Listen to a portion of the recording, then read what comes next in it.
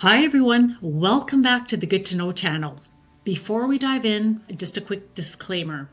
This video shares my mother's personal experience. It is not medical advice. Always consult a healthcare practitioner or healthcare provider before making any treatment or supplement decisions. Alrighty, pull up a chair and grab a coffee because today's story is one that's been sitting heavy on my heart for over 5 years. It's personal, it's raw, and it's the fight no family ever wants to face. So picture this. Peak pandemic, fear everywhere, and my 75-year-old mom, who's now in her 80s, God love her, comes down with COVID.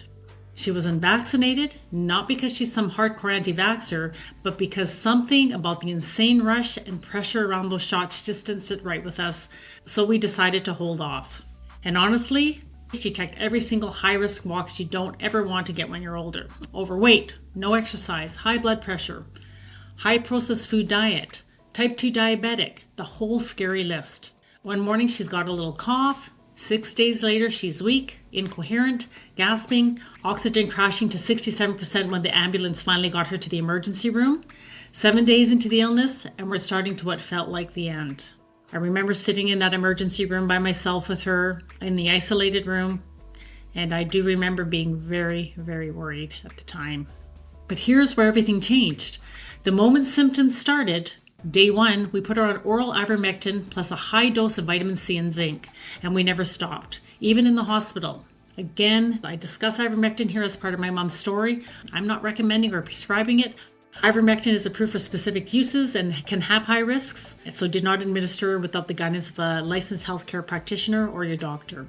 Spoiler alert, days 10, 11, and 12 were absolute make or break days. In the hospital, the nurses kept recommending and pushing hard for ICU, have her ventilated.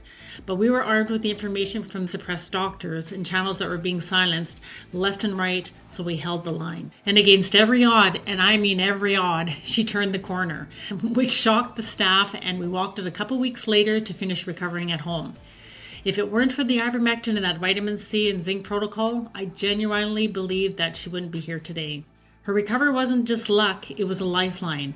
And that's why I'm telling you this story, to unpack what ivermectin actually is, why it got absolutely dragged through the mud during the pandemic, and honestly, why was there such a coordinated effort to bury it when fentanyl is killing tens of thousands of teens every year with barely a fraction of the outrage.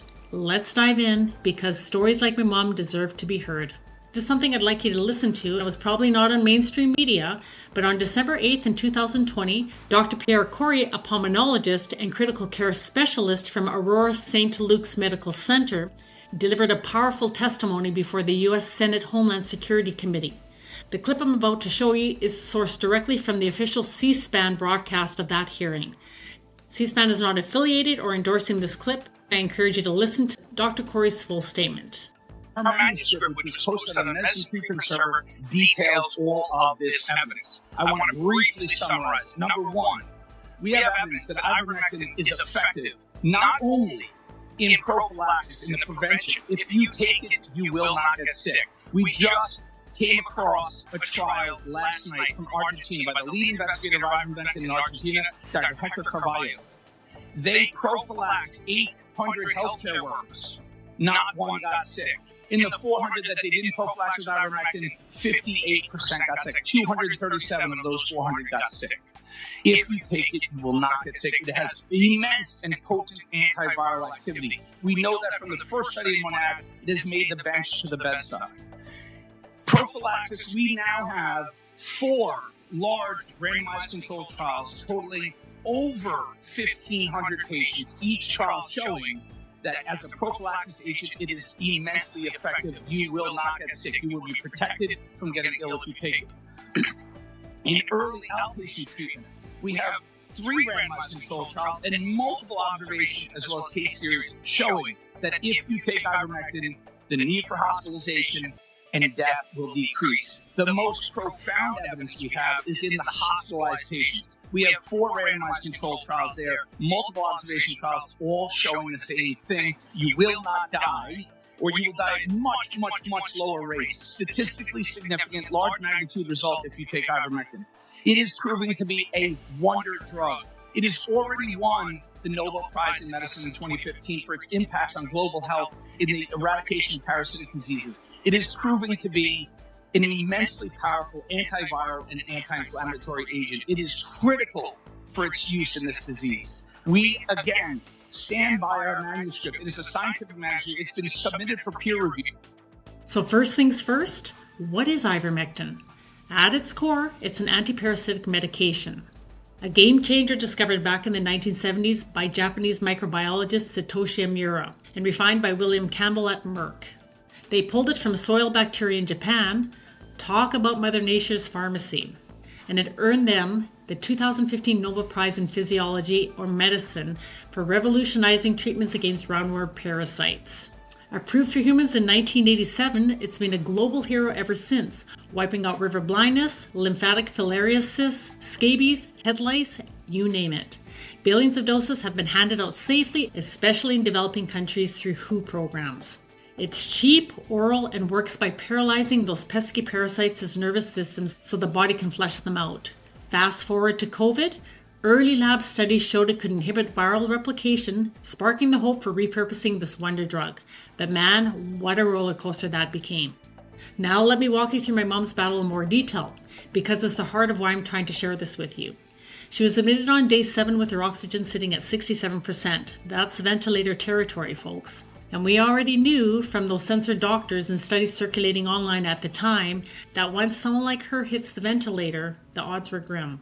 High mortality rates, especially for her profile. So we advocated like crazy. We kept her on oral ivermectin and supported her with high doses of vitamin C and zinc to fight inflammation and give her immune system every advantage possible. Those days were a blur. Day 10, still touch and go. Day 11, a flicker of coherence. And then by day 12, her oxygen levels finally be able to rise and stabilize. And her lucidity started to come back at that time. The staff honestly couldn't believe it.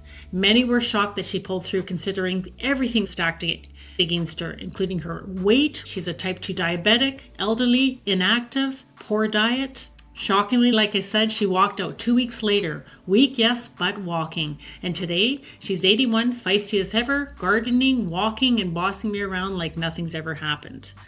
Though her memory's not the greatest because of her age and her diabetes, which still has to be maintained, she's doing excellent. Again, I'm going to stress that the information in this video about supplements and health protocols is for educational purposes only. It's not a substitute for professional medical advice, diagnosis, or treatment. So again, I always recommend that you seek the advice of your physician or any other healthcare practitioner that you're going with about your questions that you may have regarding your medical condition. So, understanding ivermectin, this isn't about denying science. It's about asking why certain safe, accessible options weren't pushed alongside when people were fighting for their lives. All right, zooming out, why do the pros of ivermectin so massively outweigh the cons? Safety first. It's one of the most studied drugs ever, with a track record of billions of doses and minimal side effects at the proper human doses. Mild stuff like nausea or dizziness if you overdo it, but nothing like the risks of ventilators or unchecked viral storms. Pros, beyond parasites, emerging research hints at anti-inflammatory magic, which could have been gold for COVID's cytokine frenzy. In places like Peru and India, early protocols, including ivermectin, correlated with much lower case rates before guidelines shifted. And as you can see on the screen, the cost of a life-saving bundle is a mere $2.65 per person. So some cons to consider. Overdose risk can happen if you use horse paste where you have an approximate dosage based on a paste. And there are some drug interactions, but that's true for any medication. Overall, a low-risk, high-reward tool that saved eyes, limbs, and lives worldwide. For my mom, the pro was simple: survival. But here's the gut punch: the discrediting frenzy during the pandemic. Remember, a drug used safely around the world for decades was suddenly reduced to a horse dewormer punchlines on every news cycle. Why? Because countless studies and decades of clinical experience suggested it might have potential beyond parasitic infections, yet the body of evidence barely saw the day of light for the public. Instead, people were told it was dangerous or ridiculous to even discuss. Yes, a few high-profile early studies were questioned or retracted, but many others showing possible benefit were swept aside or ignored. Meanwhile, doctors raising questions, sharing case results, or asking for open debate were silenced, some reprimanded, investigated, or even threatened with losing their licenses. It created the feeling that certain viewpoints simply weren't allowed, no matter how qualified the person raising them was. Regulatory agencies like the FDA and WHO stuck to their insufficient evidence line, leaning heavily on selective trials, while the larger body of global experience and research remained largely hidden from the public. To many, it felt less like caution and more like gatekeeping. Decisions were made in a way that left huge questions unanswered and legitimate discussion discouraged. Fast forward to today, and the same drug quietly continues its decades-long role treating parasites across Africa, Asia, and Latin America without controversy. No headlines, no ridicule, just everyday medical practice. So why the frenzy then? Why the memes? Why the bans? The daily ridicule when countless lives were at stake. It raises bigger questions about how information is controlled, which voices get amplified, and why some safe, potentially helpful options get buried. And that brings me to the burning question. Why was there so much energy spent discrediting this drug while other crises, like fentanyl sweeping through communities and killing tens of thousands annually, barely get consistent attention? Illicit labs flooding communities with deadly opioids, yet public outrage and coordinated messaging are fragmented and underfunded compared to the COVID war chest. No daily headlines shaming users or doctors, no fentanyl dewormer jokes. Is it because fentanyl fuels cartel profits rather than threatening patented treatments? Or is it just opioid crisis fatigue? Whatever the reason, the double standard is glaring. When does public health fight for all lives, not just ones that fit a profitable storyline? And even now, years after the peak of the pandemic, ivermectin still gets a bad rap in the headlines and on social media, painted as some fringe or risky choice. Yet, zoom out of the rest of the world and it's a totally different story. This wonder drug is being used countlessly in countries across the globe, from Africa to Asia to Latin America, saving lives from parasitic diseases every single day as part of routine healthcare. In many of these places, it's readily available right over the counter in pharmacies. No questions asked, no gatekeepers needed, because its safety profile is that rock solid after billions of doses. But here in North America, you need a doctor prescription just to get your hands on it, even for its approved uses. Why the double standard? One has to ask, is it really about evidence and safety, or is there something deeper at play? Maybe protecting markets, controlling narratives, or just plain old bureaucracy? It's questions like these that kept me up at night, and they should spark a fire in you too. Don't stop questioning. Stay informed, people. Stay empowered. And remember, the truth often hides in the places they're not telling you to look.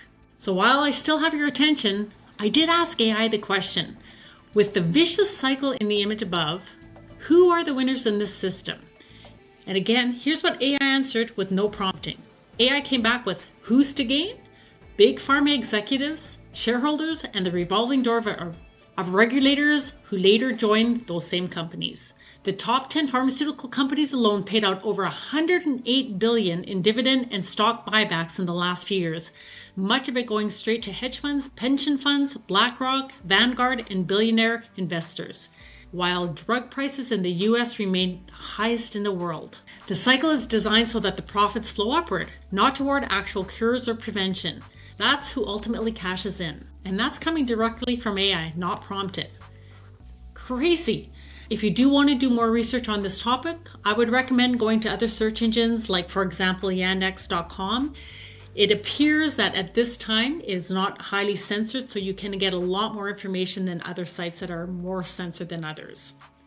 So just to reiterate, my mom's story is a reminder that we have to question, advocate, and dig for truth, even when it's uncomfortable, even when the system seems determined to keep us in the dark. Thanks for letting me share that. It's therapeutic, and I hope it sparks something in you. Before I go, I put together something for you. If you've ever felt lost, dismissed, or confused navigating your own health or family members, this is for you.